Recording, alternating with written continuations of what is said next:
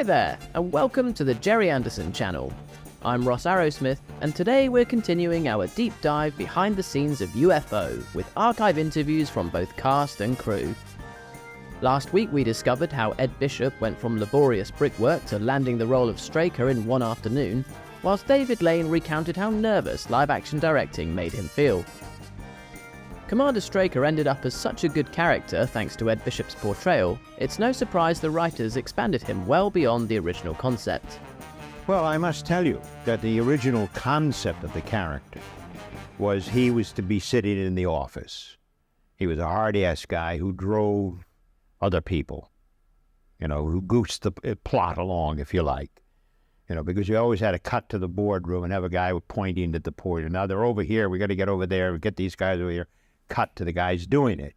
And I think that was the original concept of it. But I think maybe like Frankenstein, this Straker took off, and the writers and people liked the character and its potential, and he got more out into the field and got involved more on hands-on thing.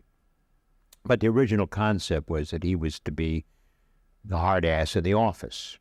I started to dye my hair. And in those days, they didn't have unisex beauty salons, so I had to go to a woman's beauty salon in Mayfair in London and sit there under the hairdryer with a whole room full of women, and that was an MGM production. That was really bad news. And also, I was worried about the bleaching, constant bleaching and all the stuff they had to do, and then every 10 days it would grow out, and they'd have to bleach it again. So I asked if I could possibly have a wig, and I made 2 or 3 brilliant wigs. So whilst poor old Ed was dealing with hair dye and wigs, Gabrielle Drake, on the other hand, was struggling with the early morning starts. I can't say I blame her. I always remember the day, a hideous day, because I used to find it almost impossible to get up at 5 o'clock in the morning. And I never used to go to sleep. I could not sleep for worry. And eventually this caught up with me and I overslept. It was nothing to do with being out late, but I overslept. And I woke up at 8 o'clock in the morning and I realised I should have been on set dressed. I panicked. I thought, what should I do? Should I actually go and catch a plane and fly away and never come back again?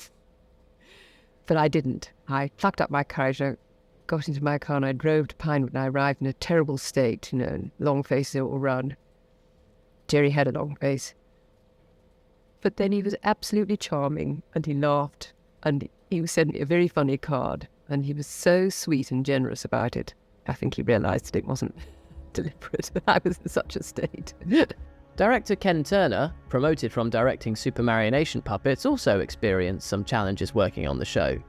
I went off at a tangent sometimes on the scripts if I wasn't happy on the scripts, and it wasn't always to Gerry or Sylvia's liking, and so as soon as I'd finished the shoot, they'd haul me into the office and fire me.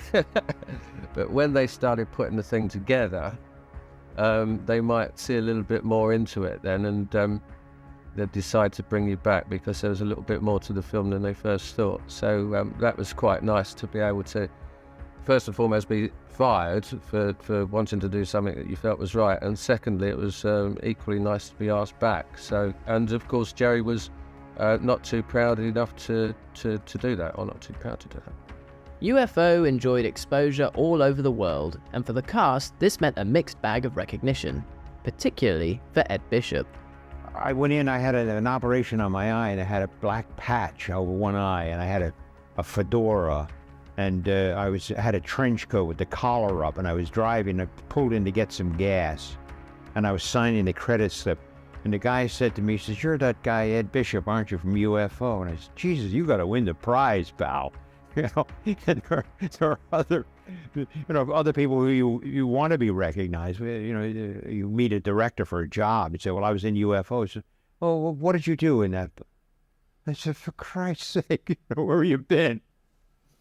And then another time, I'm standing in Wardour Street, no wig or nothing, and a guy comes out. And a guy walks by. I'm standing there in the doorway. A well-dressed guy, attaché case. He stops. He looks at me. He says, "Hey," he says, "you're Ed Bishop." I say, "Yes, I know." He says, "You were in that UFO thing." I say, "Yes." And so there's no common denominator about that. But guys like Tom Baker, Shatner, and those guys who had massive exposure, I can't see how they can walk down the street. They must go around in burlap bags. Thanks for watching, and we'll see you again next week. Don't forget to subscribe to the channel and let us know your favourite UFO character.